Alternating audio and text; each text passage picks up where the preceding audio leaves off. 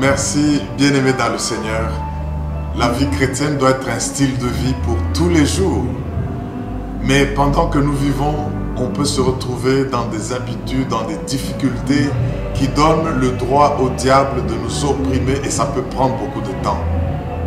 Aujourd'hui, le Seigneur qui veut susciter une nouvelle génération, une génération des tueurs des géants, une génération des tombeurs des géants, a décidé de faire quelque chose. Je vous prie d'abord de suivre ce message et après nous allons nous revoir parce que trop c'est trop, le Seigneur passe à une nouvelle dimension, à une nouvelle vitesse de sa puissance.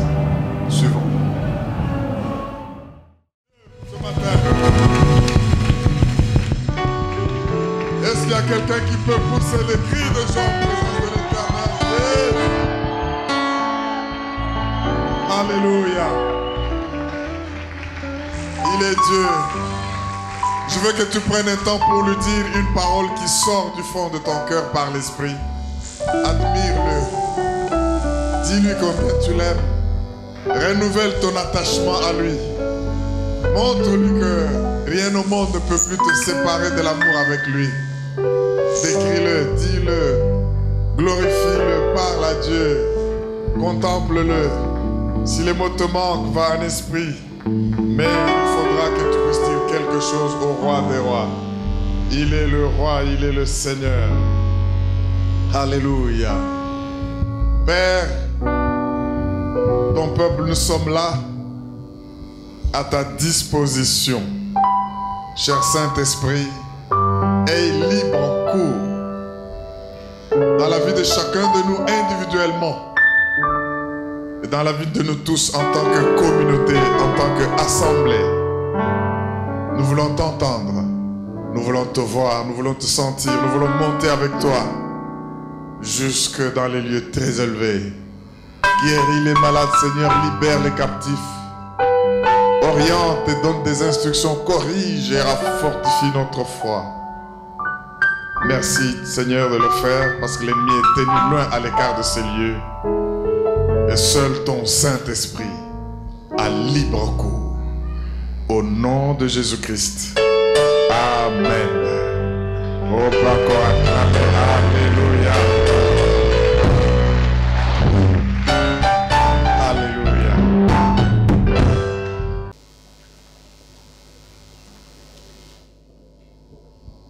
C'est bien de passer du temps dans la présence du Seigneur.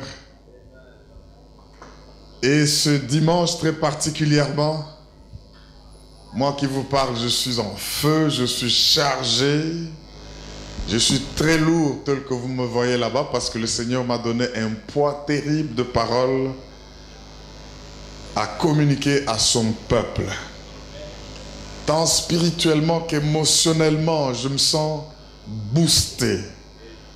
Après que nous ayons passé les 3 jours où Dieu nous a appris comment améliorer sa vie en un jour. On ne va pas parler de cela ici, mais je vous recommande de vous procurer de ce message, même ceux qui ont été déjà, qui ont assisté, parce que Dieu m'a dit de vous garantir que plus jamais votre vie ne sera la même. Mes frères et sœurs, quand je vous parle de cette manière, je suis lourd et le Seigneur m'a pratiquement intoxiqué pour que je ne me débarrasse pas de ce qu'il m'a demandé de dire. Je suis vraiment chargé. Et je vous dirais même enceinte de quelque chose. Et le but, c'est que le Seigneur voudrait que je mette celui qui met les enfants de Dieu en difficulté mal à l'aise aujourd'hui. Parce que, bien-aimé, je sais que le Seigneur est en train de nous mener quelque part. Dieu ne peut pas nous donner ce genre de révélation de réma, ce genre de principe pour rien. Je sais, et c'est pour cela que quand nous le donnons, nous sommes conscients que nous sommes en train de bâtir des vies. Nous sommes en train de bâtir littéralement des hommes, et même matériellement, le temple est en train de se bâtir. Tout cela, nous devons respecter le plan de Dieu parce que nous sommes conscients que pour voir la gloire de Dieu se manifester, il faut respecter le modèle. Quand Dieu a donné à Moïse le plan du temple, il lui a dit, fais attention pour ne pas aller à côté, pour respecter le modèle que je t'ai montré. Et ce n'est que quand il a vu ce modèle et l'a respecté, sans être en compétition avec qui que ce soit, eh bien, qu'il a vu la gloire de Dieu se manifester. Dieu me dit qu'il est en train de susciter une nouvelle génération. Et quelle génération Dieu suscite maintenant? Dieu suscite une génération des tueurs des géants. Je dis que Dieu suscite une génération des tombeurs des grands. Et cette génération est en train de se lever parce que Dieu veut vous mener quelque part dans l'accomplissement de sa mission. Alléluia. C'est pour cela que j'aimerais prophétiquement déclarer une chose. Le Seigneur déverse sur vous maintenant une fraîche onction. Je prophétise que cette onction va ôter tous les fardeaux que l'ennemi a mis sur vos épaules et il va faire sauter tous les jougs qu'il a mis à votre nuque et vous allez voir votre vie s'améliorer jour après jour pour arriver jusqu'au moment parfait où Dieu voudrait que vous puissiez être montré comme parfait.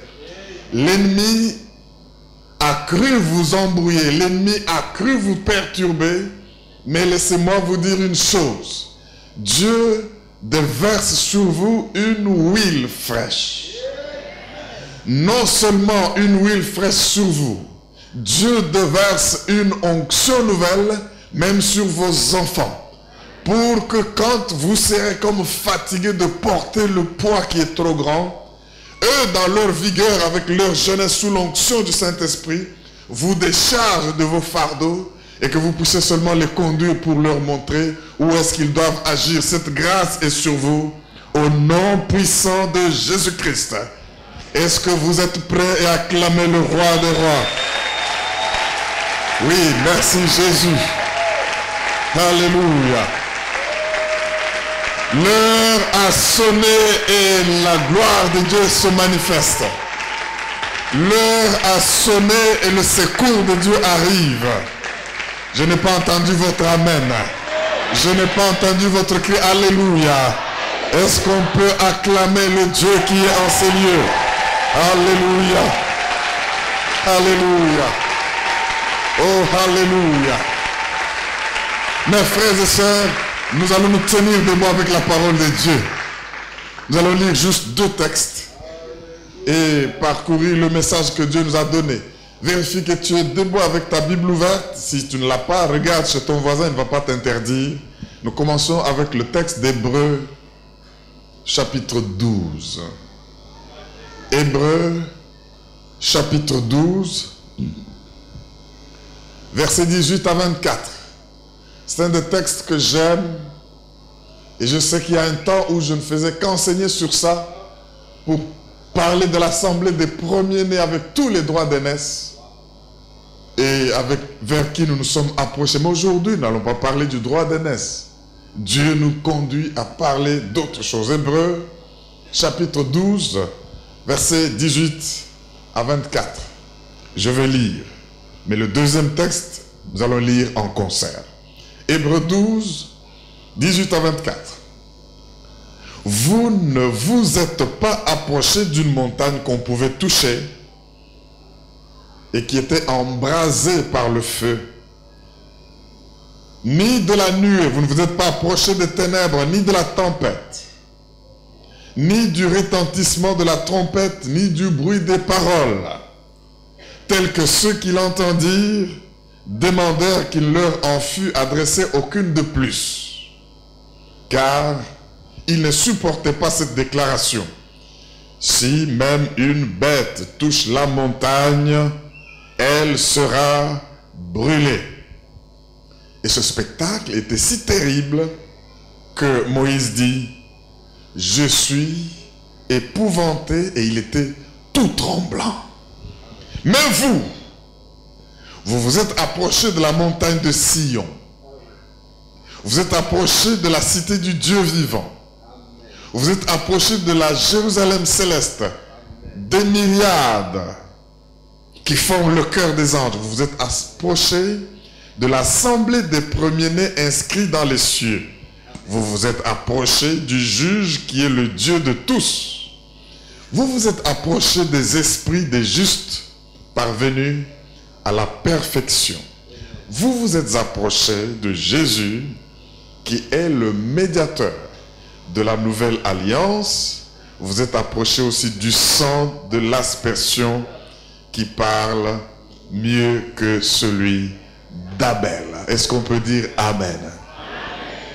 Bien-aimés, marquez ce texte. Il est lourd. Marquez ce texte et gardez-le parce qu'on va y revenir. Ce texte va illuminer votre esprit, non seulement aujourd'hui, mais en tout cas tout le reste de votre vie. Et j'aimerais vous rassurer, croyez-moi, ce texte et ce message, au fur et à mesure que nous allons en parler, va continuer à gonfler en vous pour que vous ne puissiez jamais l'oublier. Alors jamais du tout. Ce texte est tellement grand qu'il contient en lui seul la révélation nécessaire pour vous faire marcher dans la victoire. Prenons un deuxième texte. Allons dans l'Ancien Testament, Exode, chapitre 5. Et nous allons lire les 2 premiers versets. Exode 5, 1 et 2. Si vous avez trouvé, dites Alléluia. Là, nous allons lire ensemble, participer. Moïse et Aaron, on y va. Moïse et Aaron se rendirent ensuite auprès de Pharaon et lui dirent: ainsi parle l'Éternel, le Dieu d'Israël. Laisse aller mon peuple pour qu'il célèbre au désert une fête en mon honneur. Pharaon répondit: qui est l'Éternel pour que j'obéisse à sa voix en laissant aller Israël? Je ne connais point l'Éternel et je ne laisserai point aller Israël. Ah bon, est-ce qu'il saura? C'est pas possible. Moïse et Aaron se rendirent ensuite auprès de Pharaon et lui dirent: ainsi parle l'Éternel, Dieu d'Israël, le Dieu d'Israël. Laisse aller mon peuple pour qu'il me célèbre, qu'il célèbre au désert une fête en mon honneur. Et Pharaon répondit: qui est l'Éternel pour que j'obéisse à sa voix en laissant aller Israël? Je ne connais point l'Éternel et je ne laisserai point aller Israël. J'aimerais affirmer que Dieu te délivre et te sauve pour lui célébrer une fête dans le désert. Je crois que beaucoup n'ont pas entendu, c'est pourquoi ils n'ont pas dit Amen. Célébrer une fête dans le désert veut dire là où la fête est incélébrable, vous allez la célébrer. Ça veut dire là où la vie est dure et difficile, Dieu vous y met pour que vous fassiez la différence. Dieu n'a pas sauvé son peuple pour le laisser dans le désert. C'était pour aller dans un héritage dans la terre promise, où il y a le lait et le miel. Mais Dieu les place d'abord dans des conditions où il n'y a pas de lait, où il n'y a pas de miel. Des conditions difficiles, des conditions arides, pour qu'ils puissent voir que malgré le fait que la nature est adverse, je célèbre la fête pour l'Éternel. Est-ce que tu ne peux pas acclamer le roi des rois? Alléluia. On acclame mieux que cela, acclame mieux que cela. Bien-aimé, répétez avec moi: Satan, c'est trop tard que tu me retiennes dans ta prison. Satan, tu ne peux plus m'arrêter. Mon train est lancé. Je marche. Je sors de ta prison. Tu ne peux pas m'empêcher de sortir de ton cachot. Tu ne peux pas m'empêcher de sortir de ta maladie. Satan, tu ne peux pas arrêter ça.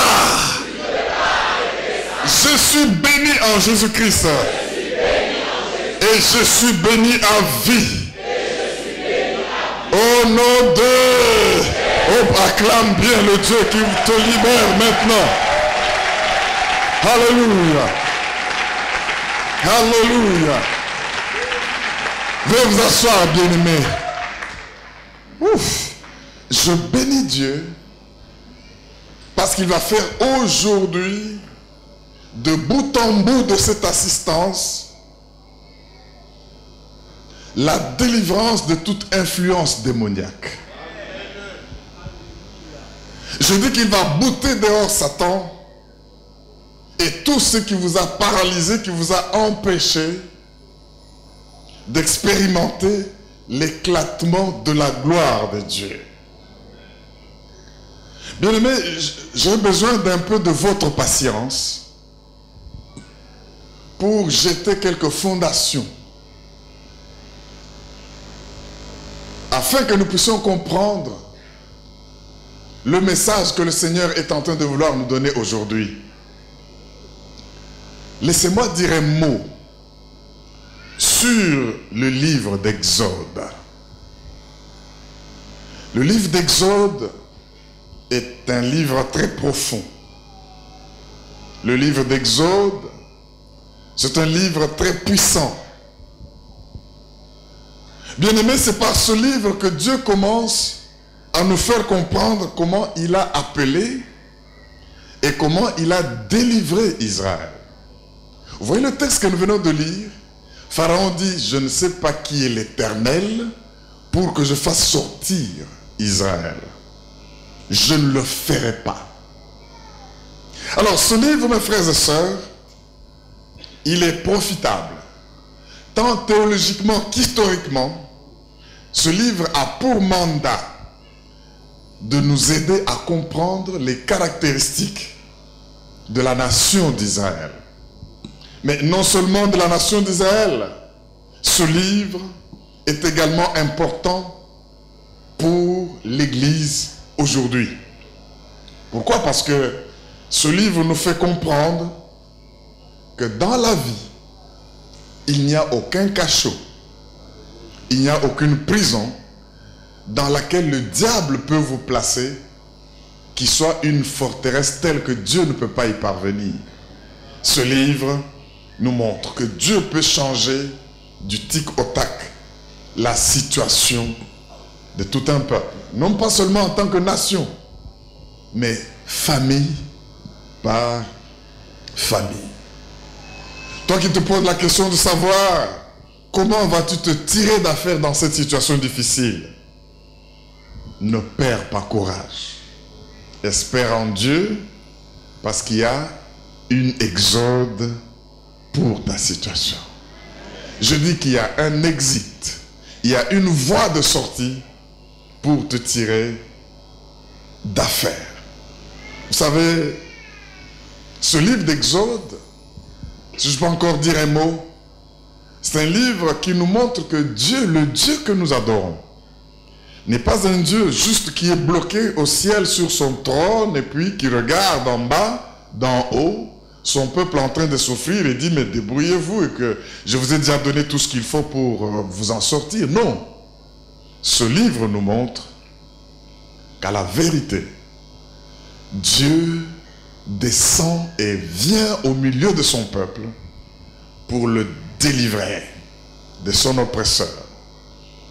Je vais encore ajouter quelque chose sur ce livre d'Exode. Le livre d'Exode est plein de types. Il y a une typologie particulière. Les types, ce sont des choses qui véhiculent un message et qui représentent symboliquement, typiquement, une autre réalité par rapport aux choses elles-mêmes. J'aimerais me faire comprendre. Il y a beaucoup de types dans le texte que nous venons de lire.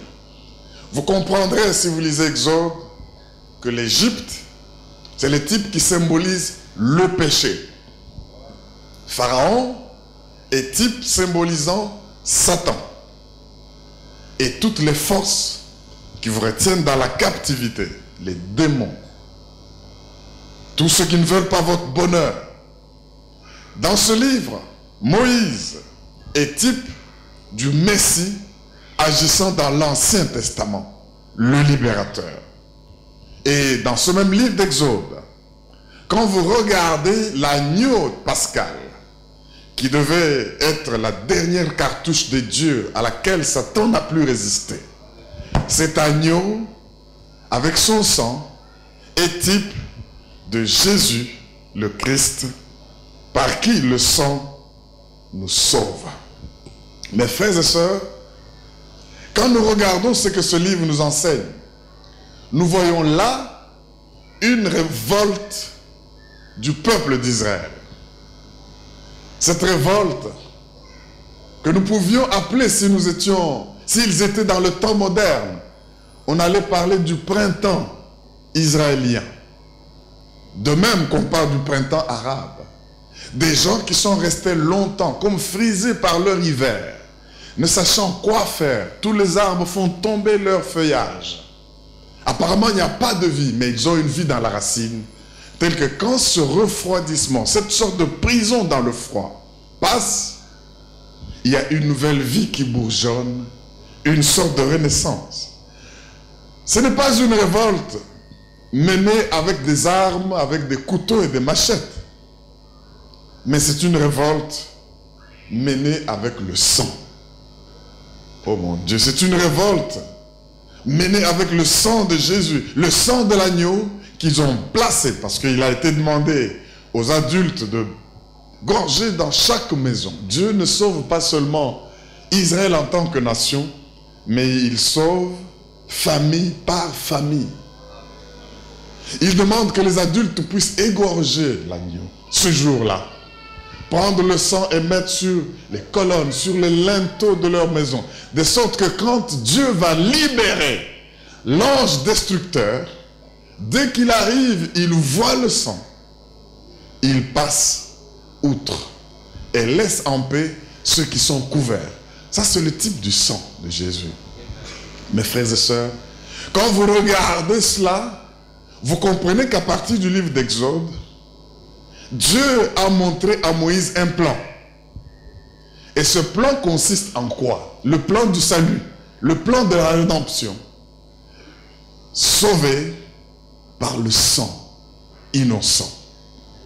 Mais quand je lis de près, je vois que Dieu voudrait aussi mettre la responsabilité du salut dans une famille sur les épaules des adultes qui sont dans cette famille. Suivez-moi bien. C'est eux qui doivent égorger et mettre le sang.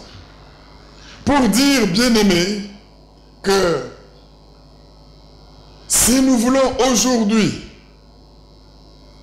voir le salut de Dieu agir dans notre maison, il faut que les adultes interviennent pour mettre le sang de l'agneau sur les fonteaux, les linteaux de leur maison.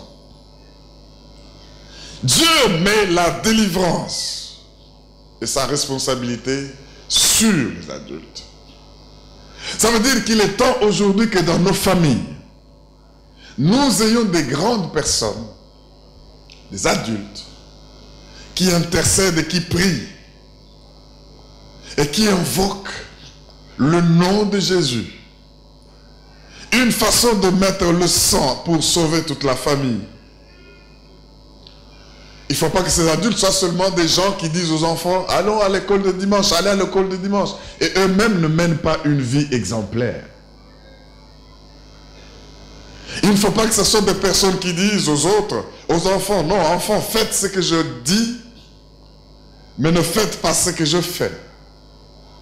Dieu nous montre que pour le salut des familles entières, nous avons besoin que dans les familles, les hommes et les femmes, les adultes soient des modèles et des exemples à suivre.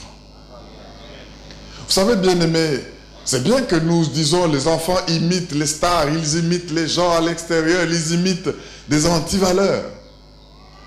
Mais c'est parce qu'autour d'eux, ils n'en trouvent pas mieux. Mais le Seigneur me dit de vous dire qu'il est temps aujourd'hui qu'il y ait des adultes qui soient des modèles tels que leurs propres enfants, les regardant, disent « Je dois imiter mon père, je dois imiter mon grand frère, je dois imiter ma mère. » Alléluia. Tu peux mener une vie inspirée de Dieu et devenir exemplaire. Eh bien, il est temps que les adultes se lèvent. Les responsables de famille se lèvent pour dire à Satan, tu n'auras pas ma maison. Satan, tu ne me retiendras pas dans la captivité. Ni mes enfants, ni mes finances, ni ma fille, ni mon fils, tu ne les auras pas. Au nom de Jésus. Il est temps que nous puissions nous lever pour dire, Satan, le sang de Jésus est contre toi. Tu ne pourras plus m'avoir. Mes frères et sœurs, ceux qui le savent très bien. Le sang de Jésus, c'est une arme. C'est la dernière cartouche de Dieu pour délivrer son peuple. Tous les autres fléaux, le diable a discuté. Pharaon a discuté. Il a résisté contre les mouches, contre les crapauds. Il a discuté même quand l'eau était transformée en sang. Mais il a suffi de l'immolation de l'agneau de Dieu. Il n'était plus capable de faire quelque chose. Alléluia. Mes frères et sœurs, je voudrais que si nous devons désirer une délivrance aussi spectaculaire que celle qu'Israël a vue, ce n'est pas en ayant une communion avec Dieu temporaire de quelques heures dimanche. Ce n'est pas une victoire qui s'obtient par les chrétiens de dimanche qui n'ont de communion qu'avec Dieu de manière occasionnelle.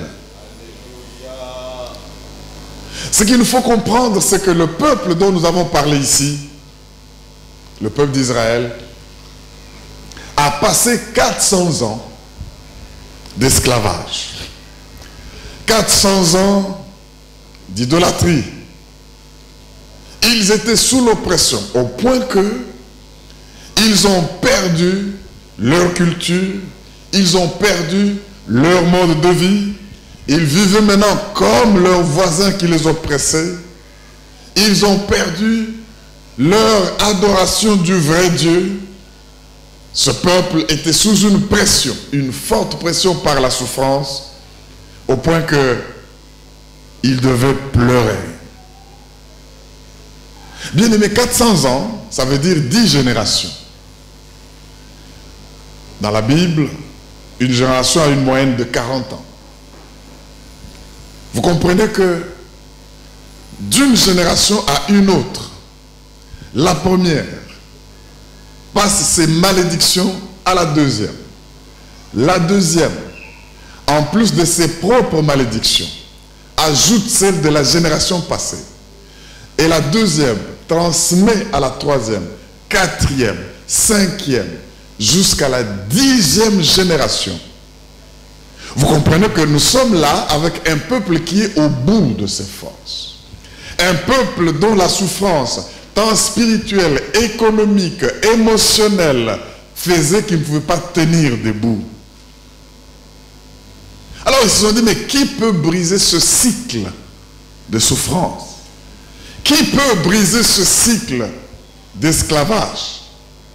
Et finalement, du ensemble finalement, oui, finalement, quelqu'un s'est dit, essayons, faisons ce que nos pères, nos arrière-grands-pères, arrière-arrière-grands-pères ont fait. Ils avaient un Dieu qui leur avait fait des promesses. Crions à ces dieux. Essayons une chose, laquelle? Essayons la prière. Dis à ton voisin, dans ton problème, as-tu essayé la prière?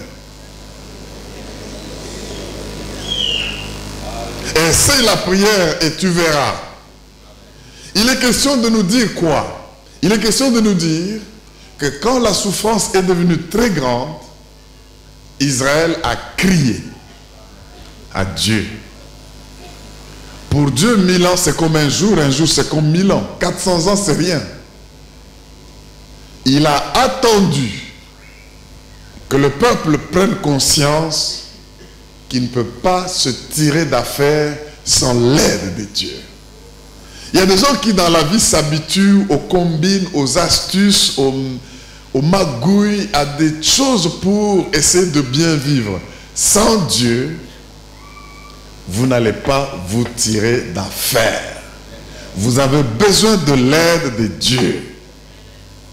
Et alors, quand ils ont crié, Dieu dit à Moïse, qui était d'ailleurs en exil, en fuite, Pharaon était dur, Pharaon était intraitable. Vous avez vu sa réponse? Qui est l'Éternel? Je ne le connais pas. Pour que je puisse laisser Israël. Moïse a fui, mais Dieu lui apparaît. Quand Dieu lui apparaît, il lui dit, j'ai entendu les cris de mon peuple. Vous le lire dans Exode 3. J'ai vu la souffrance que lui fait pousser ses oppresseurs. Je suis descendu. Alléluia. Et Dieu lui dit, va dire à Pharaon, laisse aller mon peuple pour qu'il célèbre une fête en mon honneur dans le désert. Je crois que vous avez compris, bien-aimés. Dieu ne t'appelle pas pour rester dans le désert, mais sur ton chemin vers l'héritage, le Seigneur voudrait que même quand les choses sont dures, toi tu puisses fêter. Il y a quelqu'un qui peut dire Amen. J'aimerais que vous compreniez, bien-aimés, comme je vous ai dit qu'il y a plein de types dans le livre d'Exode, que nous n'avons peut-être pas un pharaon naturel aujourd'hui, un homme comme celui du temps d'Égypte. Mais pharaon peut être, dans certains cas, des uns et autres parmi nous, un type d'addiction. Les addictions. Il y a des gens, quand il n'a pas bu 5 tasses de café en une fois, il est malade. L'addiction à la drogue, l'addiction aux choses obscènes, l'homosexualité, les pornographies, l'addiction à la pédophilie, l'addiction aux choses, à l'alcool, à la drogue. Ça peut être un pharaon qui te tient dans une prison et t'empêche de sortir. Pharaon peut être pour toi la colère. Pas plus que cette semaine, j'ai appris qu'il y a un pasteur qui est décédé par excès de colère. Il gronde quelqu'un, la tension monte, il tombe et il meurt. Une colère comme ça. Il y a des gens dans la maison, quand ils veulent cogner sa femme, oh mon Dieu, tu croirais que c'est un match de je ne sais pas lequel. Non, ce n'est pas normal. Quand il tape un enfant, il faut que des gens interviennent parce qu'ils risquent de tuer. Ça peut être votre pharaon. Assez. C'est assez. Dieu attend qu'il voit quelqu'un qui comprend que la situation dans laquelle je me trouve, c'est une folie. Et j'ai besoin qu'on me fasse sortir. Oui, votre pharaon, ça peut être tous ces secrets que vous contenez et qui deviennent des entrées du diable pour te bloquer. Si tu ne te sens pas inconfortable dans une situation pour crier à Dieu, ne t'attends pas à être libéré. Mais dès que tu arrives comme Israël en Égypte, de réaliser que malgré le fait qu'il y a l'oppresseur, au-dessus de toi, il y a un secours d'en haut qui peut venir et te libérer de la captivité. Dès que tu te rends compte et tu cries, je te dis et je te garantis que Dieu va te sortir de ces conditions d'esclavage. Dis avec moi, je sors. J'ai assez. J'en ai assez de souffrir en silence. Satan, c'est impossible que tu me retiennes. C'est ça le sujet de notre message. Je dis ensemble, Satan, c'est compliqué pour toi que tu m'arrêtes. Est-ce que tu peux acclamer le Seigneur, le Dieu vivant? Alléluia. Bien-aimés, vous allez m'excuser aujourd'hui parce que je veux être franc avec vous. Parfois, c'est compliqué d'utiliser toujours un langage diplomatique pour dire des choses alors que ça vous brûle dans le cœur. Je sens une urgence. Pour parler avec... Vous savez, ce message, comment je l'ai eu? J'ai eu une vision qui m'a traumatisé. Je vois les dimanches, les grands bus, comme ceux qui prennent nos enfants ici et les amènent en retraite, qui viennent devant des églises, plein de gens. Et ces bus prennent les gens et partent avec eux. Je m'intéresse de savoir, mais quels sont ces bus qui prennent les gens à l'église?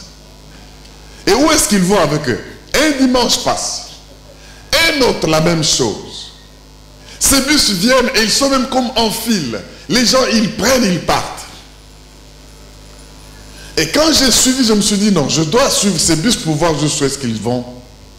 Je me suis rendu compte que ces bus prenaient les gens à l'église et les amenaient dans le feu de l'enfer. J'ai tressailli et la vision est partie. J'ai prié, j'ai dit à Dieu, mais qu'est-ce que vous voulez me dire? Le Seigneur me dit, dis à mon peuple qu'il y a des gens qui vont à l'église, mais qui iront en enfer. Parce que c'est tout simplement des religieux. Ils ne me font pas participer à leurs décisions. Ils ne me louent pas, ils ne m'adorent pas. C'est de l'œuvre qu'ils font. Et le diable fait que maintenant, religieusement, parce qu'il sait que quand tu es dans la maison de Dieu, tu as une conscience tranquille, les gens viennent, et après le culte, quand ils sortent, ils vivent comme ils veulent, ils font tout ce qu'ils veulent de démoniaque. Le Seigneur dit, ils iront en enfer. Dis à mon peuple qu'il y a des enseignements démoniaques selon lesquels on veut dire aux gens qu'il y a une purgatoire après laquelle tu peux t'améliorer. C'est faux. Tout se traite ici et sous le soleil pendant que vous vivez. Dites amen, j'ajoute encore. Le Seigneur me dit de vous dire, il faudrait que vous sachiez le faire participer. L'enfer n'est pas une fausseté, ni une invention qui n'existe pas, mais l'enfer est une réalité. Et il m'a dit, dis à ceux qui doutent que quand ils vont y arriver, ils croiront. Mais ça sera trop tard. Dis à ton voisin, l'enfer existe. N'attends pas de croire quand tu y seras. Dis-le-lui, aide-moi, dis-le-lui. N'attends pas de croire quand tu y seras. Est-ce qu'il y a quelqu'un qui a décidé de sortir de l'esclavage ce matin, qu'il acclame le Seigneur? Alléluia.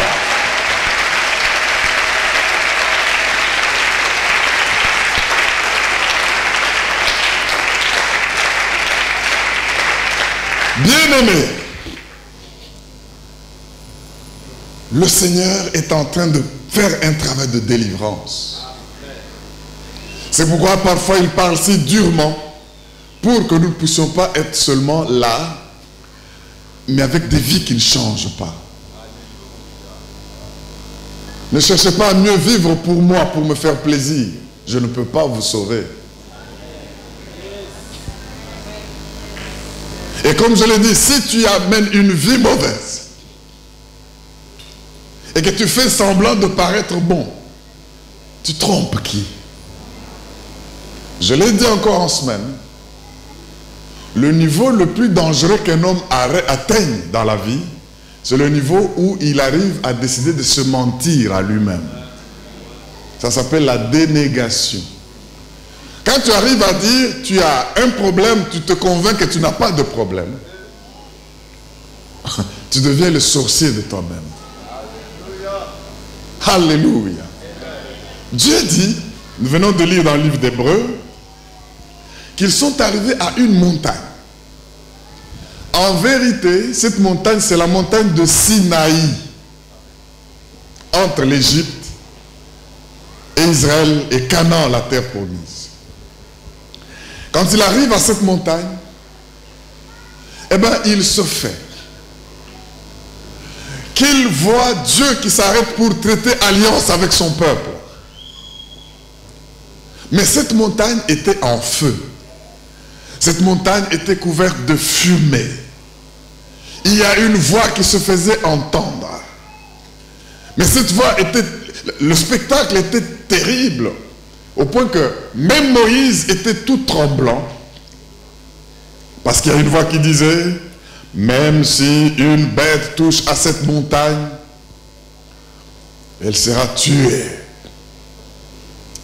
Alors il se disait, mais la situation dans laquelle nous étions en Israël était dure. Mais est-ce que Dieu nous a sortis pour une montagne que nous ne pouvons même pas voir, une montagne que nous ne pouvons même pas toucher, une montagne où une voix nous terrorise? Mes frères et sœurs, ceci est une image pour montrer que Dieu voudrait que nous puissions l'entendre, l'écouter. Mais il faut que nous puissions passer à une nouvelle dimension. Dieu le fait sortir et le met dans les conditions qui deviennent encore terrorisantes. Qu'est-ce à dire? Ils ont crié. Et j'aimerais que nous comprenions une chose, mes frères et sœurs. Quand ils sont arrivés là, Dieu leur dit non. Ce que vous êtes en train de voir, ce n'est pas le mont Sinaï. Vous vous êtes approchés de la nouvelle Jérusalem. Eux voyaient autre chose. Vous vous êtes approchés de la nuée des anges qui font le cœur de Dieu. Vous vous êtes approchés de Sion. Vous vous êtes approchés du juge. Vous vous êtes approchés de l'assemblée des premiers-nés. Et pourtant, ils étaient à côté d'une montagne physique. Mais quand l'auteur du livre aux Hébreux écrit ces choses, j'ai compris que pour arriver à mettre fin au trouble du diable, il faut atteindre un certain niveau d'adoration. Dites Amen, j'approfondis encore un peu. Dites encore un peu mieux que cela. Si vous voulez pénétrer et détruire le mythe de l'ennemi, il vous faut être de ceux qui adorent et louent Dieu. Vous savez, la fumée représente la manifestation de la gloire de Dieu. Alléluia. Vous savez, quand Moïse finissait de construire le temple, ou quand du temps des temples anciens, on bâtissait pour montrer que Dieu est présent, il y avait une fumée qui se manifestait. Et alors, cette fumée représente l'adoration, la vraie adoration. Laissez-moi dire un mot. La vraie adoration ne consiste pas tout simplement à chanter ou à bien chanter. Vous pouvez bien chanter sans adorer réellement Dieu. Vous pouvez chanter, il y a de ces chantres, dès qu'ils prennent même certains niveaux de ton, ils ont des timbres difficilement imitables. On dirait de l'opéra. Mais si c'est ce que vous venez chercher à l'église, sachez que même dans les boîtes de nuit, vous pouvez les trouver aussi. Et même mieux que cela. La vraie adoration. Quand vous y entrez, vous pouvez être en cravate, vous ne savez pas quand est-ce que vous avez enlevé la cravate. La vraie adoration, vous pouvez... Je vois Ésaïe. Ésaïe, lisez Ésaïe chapitre 6. Il dit du temps du roi Osias. J'ai vu le ciel et le trône de Dieu. J'ai vu les archanges qui adoraient. Ils se regardaient et disaient, Saint, Saint, Saint est l'Éternel, le Dieu des armées. Et il dit, je voyais sa robe, le port de sa robe, remplissait toute la terre. Le ciel et la terre étaient remplis de sa gloire. Quand ils adoraient, il dit, je regardais. Moi, je me suis rendu compte que j'étais impur. J'étais un homme qui habitait parmi les hommes impurs et mes lèvres sont impures. Et cet archange est venu, il a pris une pierre ardente sur l'autel. Il a purifié mes lèvres. Bien aimé, il y a une adoration telle que quand vous y montez, vous entendez maintenant ce qui s'est dit dans le conseil de Dieu. C'est alors que Ésaïe, couché tout tremblant, il dit, j'ai entendu une voix qui disait, qui enverrai-je? Qui marchera pour nous? Et ces anges bien-aimés, la Bible dit qu'ils avaient 2 ailes pour se cacher les pieds, 2 ailes pour se cacher les figures, et 2 ailes pour s'envoler. Ils ne pouvaient pas regarder Dieu. Ils disaient, Saint, Saint, Saint est l'Éternel. Il est temps, bien-aimé, que quand tu veux passer à une nouvelle dimension de la gloire de Dieu, tu saches entrer dans une nouvelle dimension de l'adoration. Cette adoration, elle vous fait une grande percée dans la connaissance de Dieu. Oh mes frères, je n'oublie pas Moïse. Quand il a passé 40 nuits, 40 jours dans la présence du Seigneur, son visage brillait au point que nul ne pouvait le fixer. Et il devait se couvrir le visage. Je voudrais que tu puisses comprendre une chose. Dieu t'appelle à une nouvelle dimension. Est-ce que tu peux dire avec moi, Dieu m'appelle à une nouvelle dimension? Dieu m'appelle à passer à un autre niveau. Dis-le. Dieu m'attend à un autre niveau de gloire. Regarde maintenant ton voisin, dis-lui. Si toi Dieu ne t'appelle pas, moi Dieu m'appelle. Je dois sortir dans les conditions habituelles. Dis-le avec conviction, je dois sortir de mes conditions habituelles. Quelque chose va se passer dans ma vie maintenant. Toi, Satan, laisse-moi aller. Dis-le avec violence, laisse-moi aller. Laisse-moi sortir. J'ai un héritage qui m'attend. Je dois célébrer une fête. Dans le désert, à l'honneur de l'Éternel. Bien-aimé, j'aimerais te dire, est-ce qu'il y a quelqu'un ici qui se sent libéré, qui dise Alléluia? Dieu va bouger ton boss. Si tu as un boss qui est assis sur ton élévation et ta promotion, Dieu va le bouger. Au nom de Dieu va visiter ton voisin sorcier qui est là pour t'embrouiller et garder tes enfants. Au nom de Dieu va bouger tout ce qu'il faut bouger qui t'ensorcelle. Je dis que Dieu va bouger, mais si tu as un patron méchant, parce qu'il veut t'élever, s'il faut même qu'il trépasse, il trépassera. Est-ce que quelqu'un peut dire Amen? Amen. Tu sais, il y a des gens, je le vois, qui ont longtemps souffert pour avoir de visa afin d'accomplir la mission de Dieu. S'il faut que cet ambassadeur aille même en mission ou soit muté et que celui qui vient te le donne, Dieu me dit de te dire, tout Pharaon est ôté au nom de... Si tu as des dettes qui t'empêchent d'être un homme fier, tu fuis certaines personnes, tellement tu les as trompées pour les rembourser, Dieu bouge et efface vos dettes au nom de Jésus-Christ. Si tu as une mère, une belle-mère, un père qui est contre ton mariage alors qu'il vient de Dieu, je déclare aujourd'hui que dès cet instant, on t'appellera pour te dire, nous avons accepté de libérer le processus de mariage. Au nom de ta situation a trop duré, le Seigneur va enlever toute limitation. Je dis, le Seigneur va enlever toute limitation.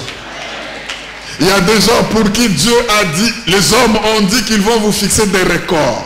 Lui peut réussir, il peut étudier, mais il ne dépassera pas tel niveau. Mais j'aimerais dire une chose, tu vas battre tous les records. Je dis que tu vas battre tous les records. Tout ce que les gens ont fixé pour dire que tu ne vas pas le dépasser, Dieu va te libérer, tu vas le dépasser. Si tu crois, dis yes!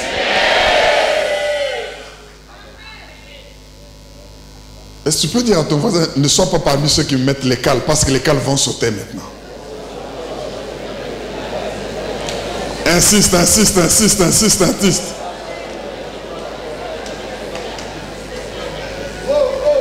Ne sois pas parmi ceux qui me mettent des cales. Je te permets de le dire à 2, 3, 4 personnes. Ne sois pas parmi ceux qui me mettent des cales. Vont sauter, ils vont sauter, ils vont sauter. Ils vont sauter. Ils vont sauter.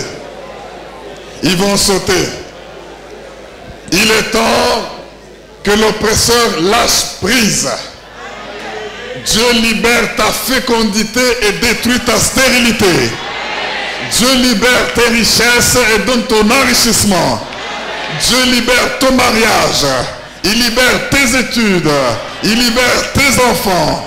Par la puissance du Saint-Esprit, il faut que vous puissiez le louer parce qu'il va faire que le diable lâche prise. Je vois, est-ce qu'on peut faire monter la fumée d'adoration? Est-ce qu'on peut faire monter la fumée d'acclamation? Il s'est levé pour prouver qu'il va détruire le diable. Alléluia. Il est temps que tu puisses chanter. Satan azana poko sopo yesoyo aye mabe yesoyo. Oh, chante-le avec joie parce qu'aye mabe. Est-ce que ça peut monter pour qu'on loue le Seigneur maintenant? Faites monter la fumée, faites monter la fumée. Pharaon a dû dire qu'il ne va pas lâcher. Mais Dieu n'a pas attendu son autorisation. Il a libéré son peuple.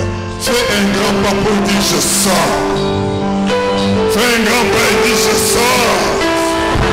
Dis avec moi, Satan, tu ne peux pas arrêter ce mariage. Satan, tu ne peux pas arrêter mes études. Satan, tu ne peux pas arrêter ma promotion. Tu ne peux pas arrêter ça. Parce que ça vient de Dieu. Je sors. Je suis libre. Je suis béni. À vie. I'm blessed for life. I'm blessed for life. I am blessed for life. Je suis béni à vie. Je suis béni à vie. Je suis béni à vie. Alléluia.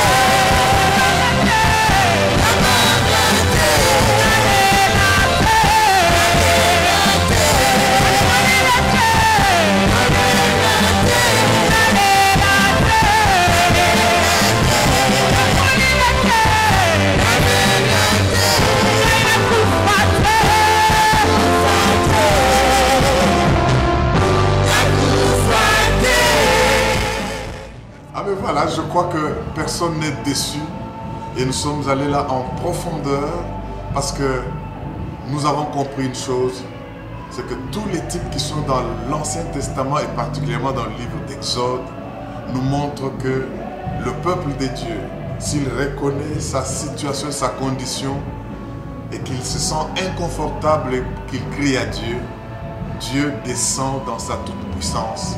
C'est pour cela, marche plus comme avant, en cachant des choses qui vous frustrent ou en marchant de manière à donner toujours l'emprise et l'avantage sur l'ennemi.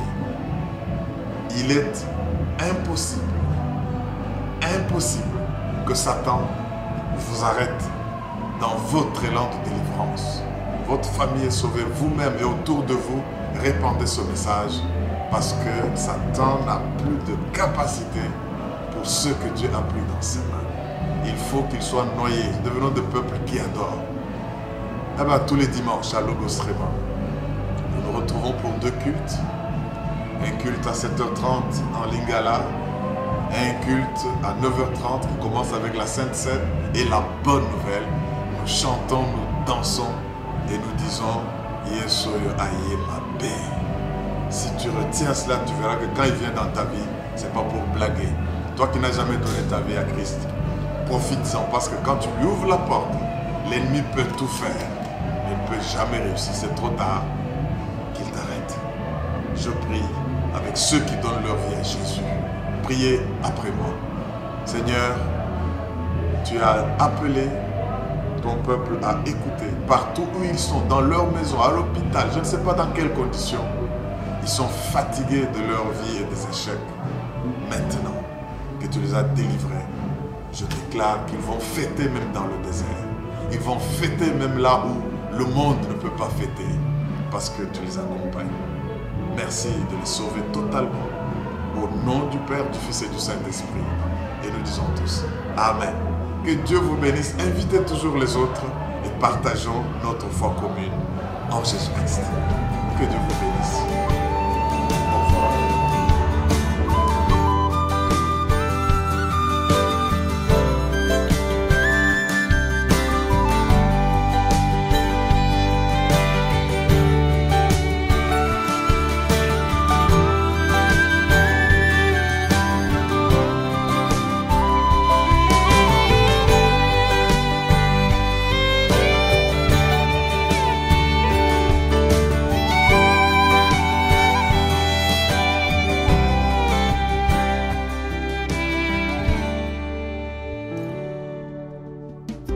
Won my heart,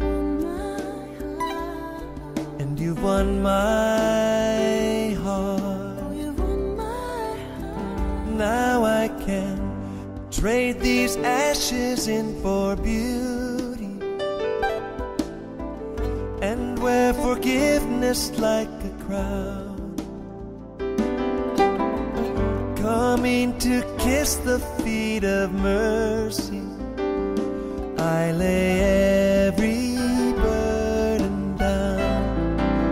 Sing it. I trade these ashes in for beauty and wear forgiveness like a crown.